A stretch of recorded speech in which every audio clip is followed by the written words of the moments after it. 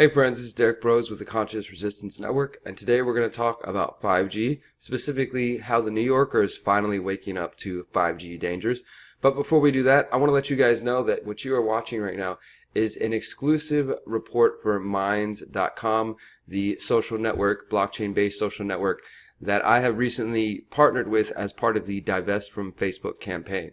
As part of the Divest from Facebook campaign, you can expect to see 1 to 2 exclusive pieces of content that we posted on Minds.com first, before making their way to other social media platforms and other websites. So I also would like to remind you guys to bookmark theconsciousresistance.com. If you are new and you haven't seen our website before, you can get our latest articles and videos on a range of topics, and you can find more info about the Divest from Facebook campaign. You can also subscribe to our weekly newsletter. But let's jump right into this. So this is coming from The New Yorker. This is called The Terrifying Potential of the 5G Network, which is a pretty bold and important title. And as we're going to read through this, you're going to see that Sue Halpern, who is the journalist who wrote this, she actually does a pretty good job of examining the whole situation going on with 5G. You can check out her Twitter account here. She said, "Until I started reporting this story, I didn't give much thought to 5G. Mistake." And then you can see this was also tweeted out by Robert Wendt, economist with the Dutch Scientific Council for Government Policy, says that this is an important long read by Sue Halpern. So you definitely want to check this one out. Her subtitle says, "The future of wireless technology holds the promise of total connectivity, but it will also be susceptible to cyber attacks and surveillance." So thankfully she's calling this out. And as I said, this article goes into looking at the kind of race to 5G and how the race to 5G is really a battle, trade war. It's part of the United States, Donald Trump's trade war against China, the Chinese companies, because the two main companies pushing this on the United States side, you have Sprint and Verizon, and then on the Chinese side, you have companies like Huawei, who has been accused of working as a puppet for the Chinese government. And Donald Trump has issued executive orders and called on American companies to ban Huawei's equipment for fears that they might use it to spy on Americans and things of that sort. Of course, the reality, and which is acknowledged in this article, thankfully, is that all of this equipment, whether it's made by Americans or made by Chinese companies, it could be used to spy and to monitor on individuals. That's a big danger of the 5G network, for those who might not be aware. I've previously done interviews with attorneys with the American Civil Liberties Union who said that 5G could, quote, be a wolf in sheep's clothing. So let's get a little further into this.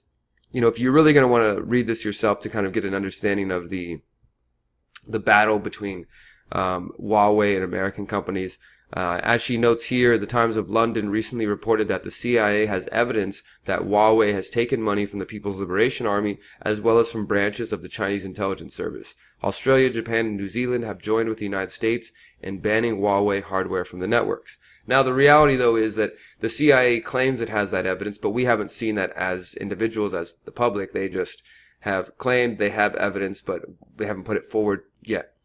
Now, we can also go on here and see that the European Union is poised to reject American entreaties with individual countries like Portugal and Germany, expressing a willingness to use Huawei equipment.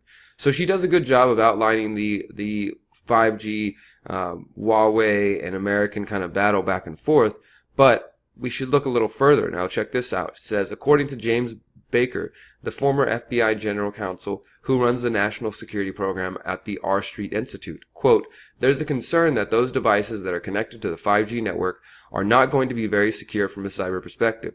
That presents a huge vulnerability for the system because those devices can be turned into bots, for example, and you can have a massive botnet that can be used to attack different parts of the network."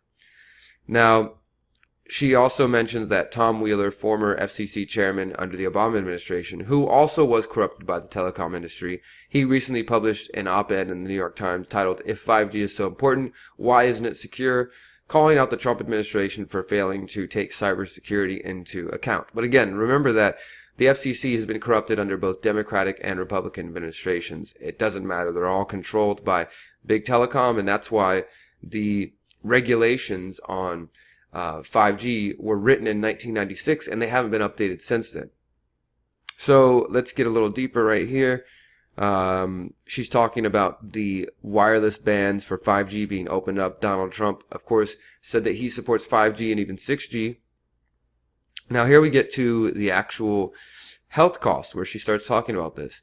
She notes, as we have talked about previously, that in February, Senator Richard Blumenthal, a Democrat from Connecticut, took both the FCC and the FDA to task for pushing ahead 5G without assessing its health risks. He said, "We're kind of flying blind here," he concluded. She also notes that 2 years ago, 180 scientists and doctors from 36 countries appealed to the European Union for a moratorium on 5G adoption until the effects of the expected increase in low-level radiation were studied. Now here's another important part. She says, quote, "A system built on millions of cell relays, antennas, and sensors offers previously unthinkable surveillance potential. Telecom companies already sell your location data to marketers, and law enforcement have used similar data to track protesters. 5G will catalog exactly where someone has come from, where they're going, and what they are doing."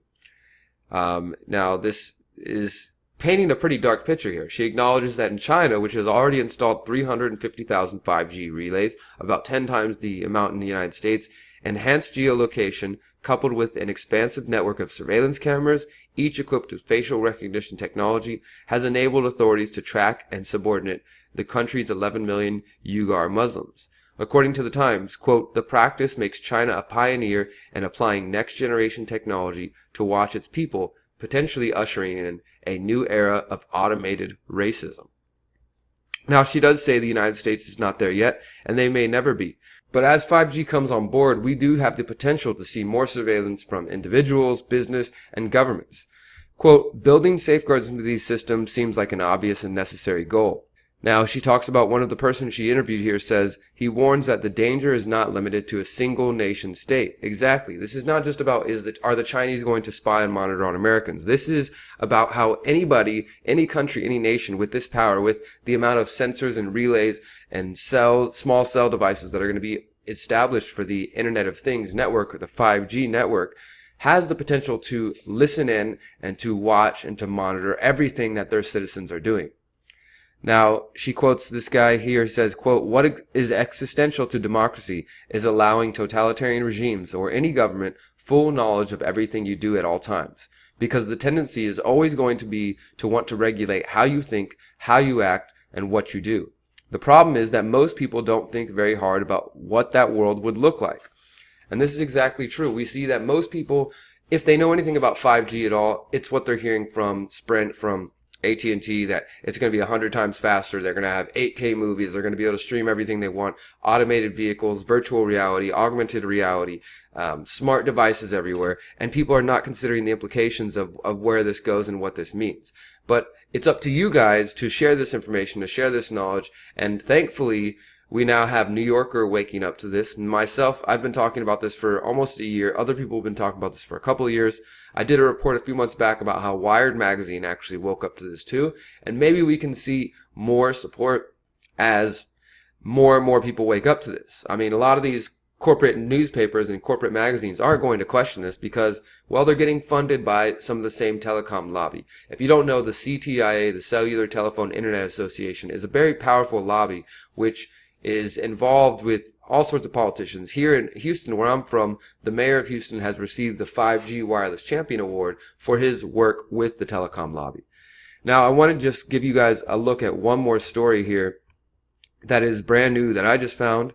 It's coming from the Environmental Health Trust. It says another congressperson seeks answers from the FCC and FDA on 5G radio frequency health impacts. As we just noted a moment ago, Senator Richard Blumenthal of Connecticut questioned the FCC and the FDA back in February when he sent a letter to the FCC Commissioner Brendan Carr seeking answers regarding potential health risks posed by 5G wireless technology. Fortunately, he didn't really get much of an answer back. He just basically got the same old answers. They didn't actually dig deep. But now we have Representative Peter DeFazio, a Democrat from Oregon. He is the committee chairman for the House Transportation and Infrastructure Committee. On April 15th, he wrote a letter to FCC Chairman Ajit Pai and Acting FDA Commissioner Sharpless inquiring about the status of the government's research into the potential health effects of radiofrequency radiation and its relation to FCC guidelines for safe human RF exposure levels. Now, as Sue Halpern notes in this article here for the New Yorker, and as the senator is apparently aware, as the senator notes here, that the FCC's regulations have not been updated since 1996. And so those regulations are over 20 years old, and some have shown that even with those regulations that were established in 1996, that there have already been negative health effects found at those levels.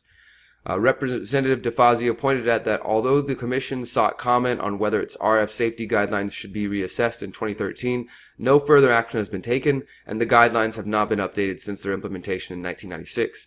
The letter asked for details on the health-related studies conducted and what efforts have been taken by the agencies to educate and inform the public about its radio frequency 5G technology research. And you can see the full letter right here. I'll put all these links in the description below. But there you have it. We have another congressperson questioning the safety of 5G after Senator Richard Blumenthal and others have questioned it. We have hundreds of doctors from different countries around the world questioning it. We now have the New Yorker, Wired magazine questioning the dangerous potential of 5G. We have health professionals, and for those of you who paid attention to the Conscious Resistance Network channel, we've interviewed the executive director of the Environmental Health Trust. We recently interviewed Dr. Martin Pall of Washington State University on the negative health effects. You can find all of these interviews on theconsciousresistance.com, and we're going to keep up on this story, guys. We're going to keep you updated, and as there's more information coming, I will share it with you. Until then, though, please do stay tuned to theconsciousresistance.com, because that's where you can make sure to get all of our latest content. And as I said, this is part of our Divest from Facebook campaign, where we are going to be putting out exclusive content on Minds.com. It'll be there for a couple of days before it makes it elsewhere. And if you want to make sure you're seeing that latest content, then please do follow us on Minds.com. We'll put all the links below. And I think that's it for now, guys. Just wanted to give you an update, show you what's happening in 5G news. Until next time, remember, you are powerful, you are beautiful, and you are free. Peace.